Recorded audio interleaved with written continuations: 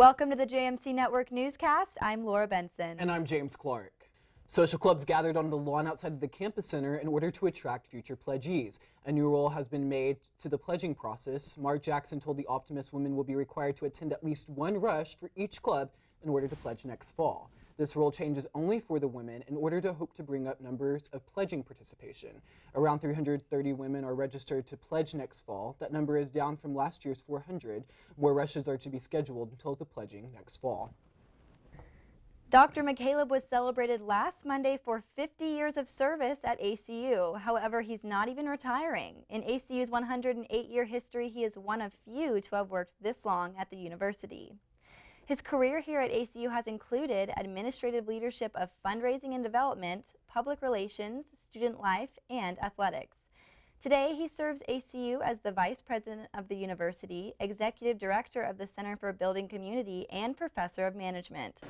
I guess if I had to put it into one word, I feel overwhelmed right now. It's just such an expression of so many people that have been friends and co-workers and students throughout 50 years, literally 50 years represented in that room by all those people.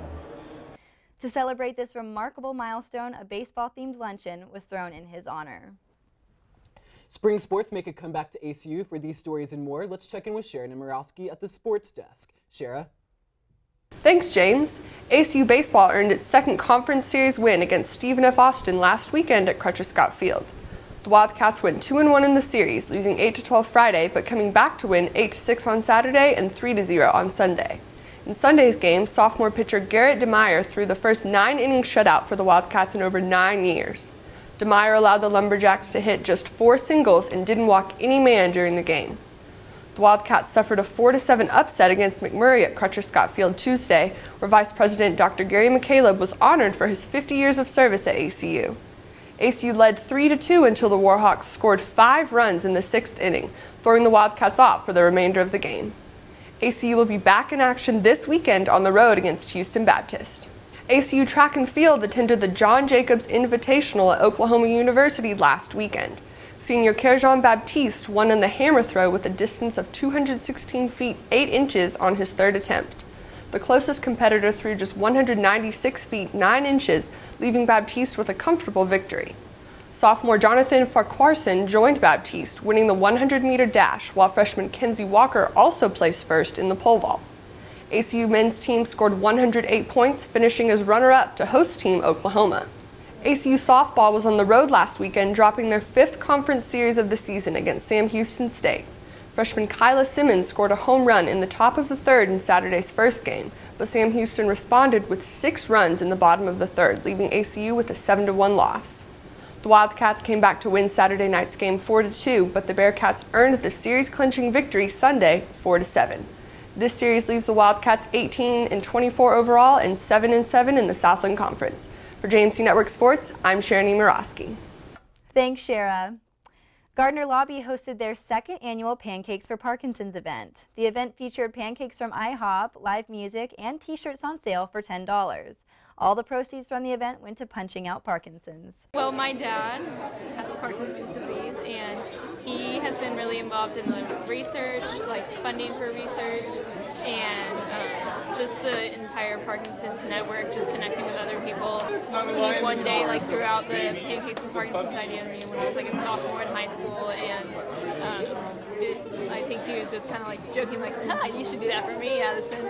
But it kind of like stuck for me, and I, like, ever since then, I was just like, I have to do this for my dad. Punching Out Parkinson's is what we raised the money for this year, and it is a program based in Fort Worth, and people fighting this disease go a couple times a week for an hour long, and they do regular boxing drills, but they're drills that specifically target things that you lose with Parkinson's disease, like balance and hand-eye coordination. It's really awesome to just see and hear what this does for them physically and spiritually, emotionally, like their attitudes and their spirits are just lifted because of it. Whenever I go with him, it's like I can see the difference clearly from when he walks in the gym and when he walks out. It's incredible, like the difference you can actually see with your eyes.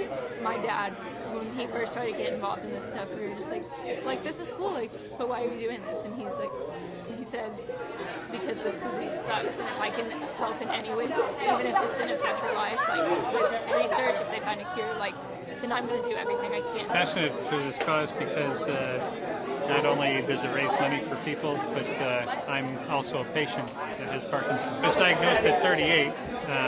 It was quite a shock, of course, because, again, most people are over 60 that get diagnosed with this. But at 38, it was a shock, and I didn't want to acknowledge it. It took me probably 6 years to finally get comfortable to where I felt that, yeah, I have this disease, and I just have to take it on and do something positive with it. The program raises money so that people that can't afford it can get the exercise. And that's what it's all about. It's free to all the people that do it, but we have fundraisers like this and other fundraisers that raise money for it. You live, after the first couple of years, again, you start to learn to live with it, and you say, okay, what am I going to do? Let it overwhelm me, or am I going to just take this on and live the best I can for as long as I can? So that's what really the boxing program is about. It's about getting people up and moving, and that's the best medicine really for the disease, is to fight against it by moving. Just appreciate the opportunity for all the students here that took time and listened to what I had to say. It's great. It's great to have the support from the younger generation. I love this event because my grandpa was diagnosed with Parkinson's about 5 years ago, and he passed away this last month from Parkinson's, and so I just love that as a student I get to come and participate in this event. What happens is the brain stops sending messages to your muscles, so they stop working, or like you start to jitter or shake, your muscles don't work as well. My grandpa would just slowly start to first he couldn't walk as well, and then he couldn't walk at all, and then his speech would start to stutter and things like that, so it just slowly began to take over his life. I'm really glad that we get to do this event, and I hope that it continues because it's definitely making a difference in the lives of people that are suffering from this disease, and so I hope that our student body can continue to make a difference. Well, that's all for the JMC Network Newscast. I'm James Clark. And I'm Laura Benson. For more stories and breaking news, go to acuoptimist.com.